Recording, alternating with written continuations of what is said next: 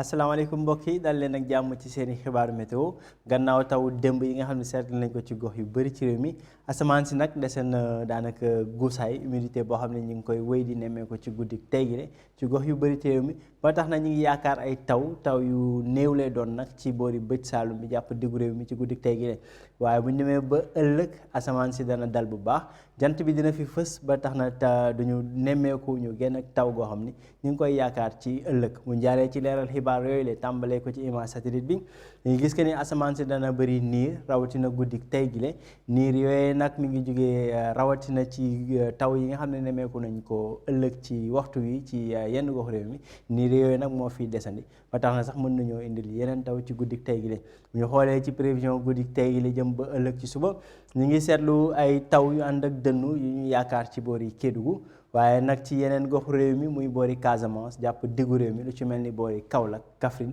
jëm Tambacounda ba boori Bakel foofu tam ñu ngi fay yaakaar ay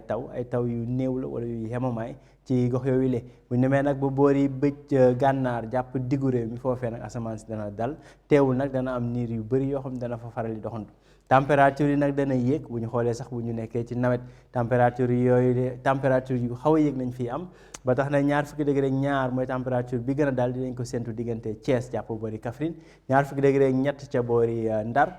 ñaar fukki degré ak ñaar tamit ci boori Kédougou waaye ñaar fukki degré ak ñett jëm ba ñaar fukki degré ak juróom ci gox yu bëri ci réew mi waaye température fi muy gën a kawee mooy boori Matam ak boori Bakel ñu ngi fay séntu ñaar fukki degré ak juróom benn ca boori Matam ñaar fukki degré ak juróom ñett ca boori Bakel bu ñu xoolee ëllëg mbokk yi asamaan si dana dal bu baax jant bi dana dellu si température yi nag dana xaw a yéeg danañ nemmeeku dal ci gox yu bëri ci réew mi tuuti niir yu doxantu ci boori bëj saalum bi ak i taw nag taw goo xam ni ñu ngi koy séntu ca boori Kédougou ci ëllëg ci ngoon jëm nag ba boori guddi gi température yi nag dana xaw a yéeg ci boori penku réew mi ñeent fukki degré ak benn la ñuy xaarandi ca Matam ñeent fukki degré ak juróom muy température ba gën a kawee danañ ko séntu ca boori Bakel bu ñu xoolee nag ci diggu réew mi gannaaw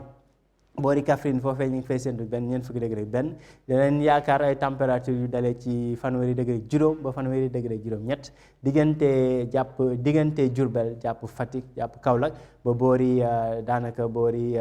Linguère ak boori Louga waaye bu ñu demee ba ci boori sow foofee température yi dana xaw a dal bu baax ñaar fukki degré juróom ñeent ca boori Ndakaaru fanweeri degré ñeent ca boori Thiès fanweeri degré ñett ca boori Mbour fanweeri degré ca boori Ndar mbokk yi rek ci tënk asamaan su dese taw la ci guddik tey gi ba tax na ñu ngi yaakaar ay taw ci diggante bëj saalum bi ak diggu réew mi rawatina boori Kaolack Kaffrine ak Tambacounda muy taw yu néew nag ñu yaakaar ci guddik tey gi waaye ëllëg asamaan si dana dal bu baax jant bi moo fi gën a fës ba tax na taw gi ñuy séntu ñu ngi koy yaakaar ca boori Kédougou ci ëllëg ci guddi jëm nag ëllëg ci ngoon jëm ba boori guddi mbokk yi ñu jeexalee xibaar gi rek ak nataal gi nga xam ni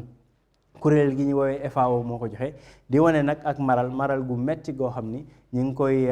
dund ci boori penkuk Afrique bi diggante Kenya jàpp Somalie ak Éthiopie bu ñu xoolee taw bi mi ngi tàmbali fii ci Afrique sowu jant waaye ak maral la ñuy séntu la ñuy gis nag ca boori penku réew mi rawatina boori Éthiopie jàpp boori Somalie ak Kenya mbokk yi li ma doon xibaar yi ñu jox leen dig daje ba ëllëg ci yeneen xibaar météo jërë ngeen jëf.